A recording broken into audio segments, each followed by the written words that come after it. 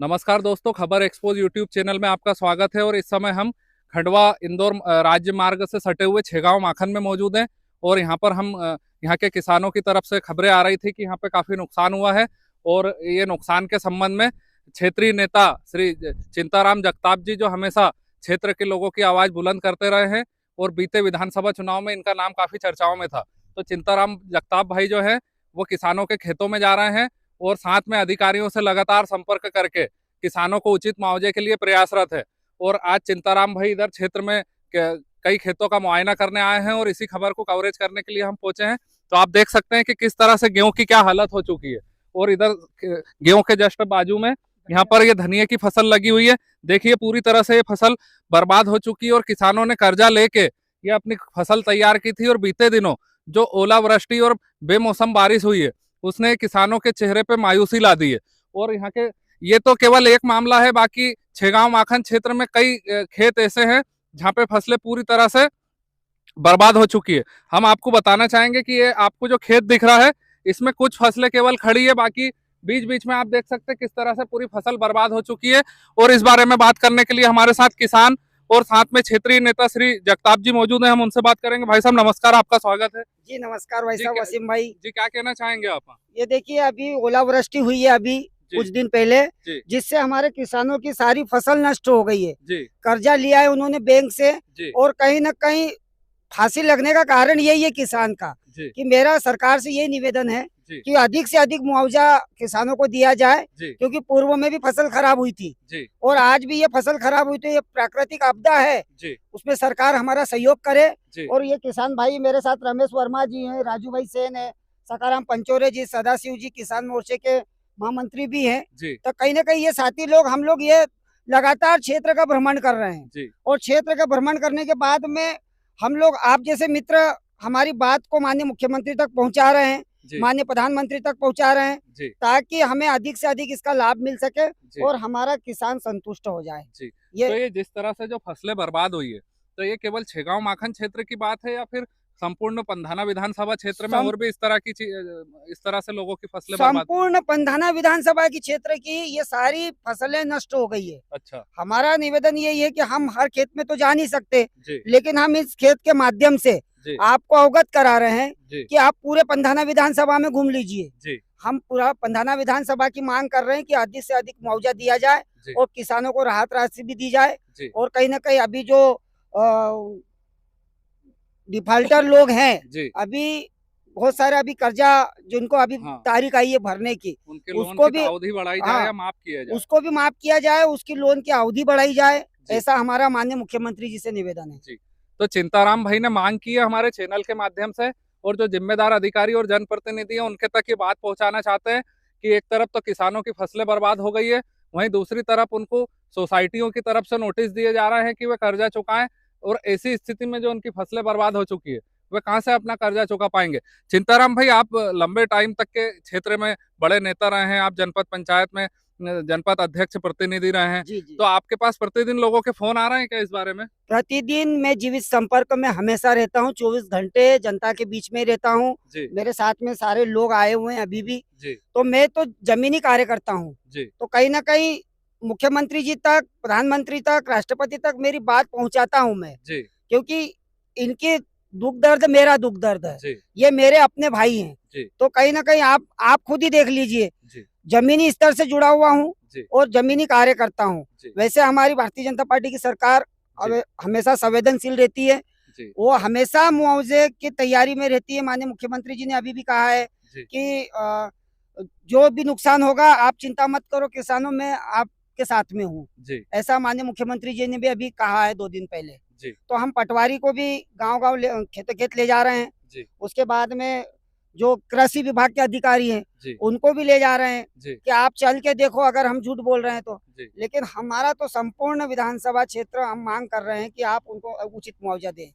हमारे पास में किसान बंधु भी आपको कुछ चीजें बताएंगे। आप चूंकि इस क्षेत्र में जो लोगों की फसल की नुकसानी हुई है, तो आपने क्षेत्रीय जो वर्तमान में जनप्रतिनिधि है, विधायक वगैरह, इनको इस बारे में अवगत कराया, उनका क्या कहना पड़ा? हाँ, सभी को अवगत करा दिया गया है, माननीय सांसद जी को भी अवगत करा दिया गया है, माननीय विधायक जी को भी अवगत करा गया है जी। उनसे चर्चा होने पर उन्होंने ये कहा है कि मेरी कलेक्टर से बात हुई है जी। कलेक्टर साहब बहुत जल्द जमीनी आमला जो है उसको हम जमीन स्तर पे भेजेंगे और सर्वे कराएंगे जी। ऐसा माननीय मुख्यमंत्री आदरणीय सांसद जी और विधायक जी से आश्वासन मिला है जी। तो चिंताराम भाई ने अपनी बात रखी है और उन्होंने किसानों के हित में हमेशा तत्पर रहते हैं और क्षेत्र के लोग बोलते हैं कि चिंताराम भाई हमेशा लोगों की चिंता करते हैं। हम अन्य किसान लोगों से भी बात करेंगे। भाई साहब, आपका क्या नाम है? मेरा नाम रमेश चंद्र वर्मा है। वर्मा जी, क्या कहेंगे आप? मैं यही कहूँगा कि कुदरत की प्राकृतिक आपदा के कारण जी, अधिक वर्षा और ओलावृष्टि के कारण जी, और इसके पूर्व में भी जो मई जून में सोयाबीन की फसलें नष्ट हुई थी जी, और उसके साथ बहुत सारी फसलें नष्ट हुई थी, और इस बार भी रबी और खरीफ की जो फसलें हैं, गेहूं, चना, अन्य वगैरह सभी, ये टोटल 80% प्रभावित हो चुकी है जी। आज मैं सरकार से अनुरोध करता हूं कि किसानों की फसल बीमा योजना का लाभ दिया जाए जी, और किसानों को अधिक से अधिक मुआवजा राशि दी जाए जी। और मैं शासन से अनुरोध करता हूं कि 28/3/2024 को जो शासन के निर्देश अनुसार कर्ज ऋण की जो बातें हैं, मैं शासन से यह निवेदन करता हूं कि कर ऋण की जो वसूली है वो स्थगित की जाए और हमारे किसानों का कर्जा माफ किया जाए, क्योंकि विगत 2016 से लगातार आज तक हमारे किसान बहुत ही विपरीत परिस्थितियों में अपना गुजारा कर रहे हैं। मैं शासन से यही मांग करता हूं और मेरा यही निवेदन है कि किसान के ऊपर अधिक ध्यान दिया जाए। किसान है तो देश है, देश है तो किसान है। जय जवान जय किसान। हमारे साथ अन्य किसान साथी भी मौजूद हैं, हम उनसे बात करेंगे। भाई साहब, आपका क्या नाम है? मेरा नाम है राजू सेन जी। सेन जी, क्या कहेंगे आप? सर जी, वर्तमान में जो है किसानों की आर्थिक स्थिति बहुत खराब है जी। और ये जो ओलावृष्टि होने से जी, फसल पूरी नष्ट हो चुकी है जी।